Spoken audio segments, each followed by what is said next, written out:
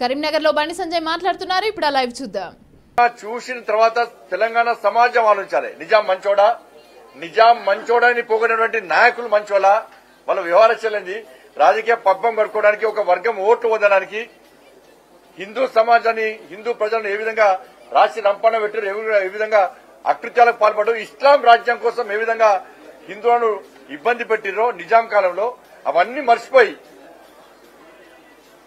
మహిళలను అర్ధనకంగా బతుకమ్మలు ఆడించిర్రో అవన్నీ మర్చిపోయి ఇవాళ అధికారం వచ్చిన తర్వాత నిజాం సమాధి వద్ద మోకరిల్లినంటే ఇంతకంటే దౌర్భాగ్యం, ఇంతకంటే సిగ్గుచేటు ఇంకేముంటది? నిజామే ఇది చేసిండు, నిజామే ఇది వీకిండు, నిజామే అది కొడిచిండు అని చెప్పే నాయకులకు సరే వాళ్ళని ఏ విధంగా రాజకీయ బొందబెట్టానో రాజకీయంగా బొందబెట్టారు.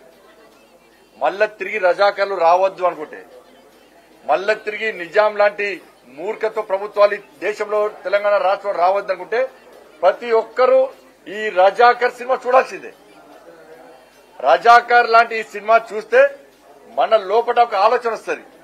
అటువంటి దుర్మార్గపు వ్యక్తులు సమాజంలో పుట్టకుండా ఉంటారు, రాకుండా ఉంటారు అనే విషయాన్ని ఈ రజాకర్ సినిమా చూడడం ద్వారా మనలో ఒక ఆలోచన వస్తుంది. కాబట్టి దాన్ని అందరం గుర్తించాలి. తప్పకుండా ఆ రోజు సర్దార్ పటేల్,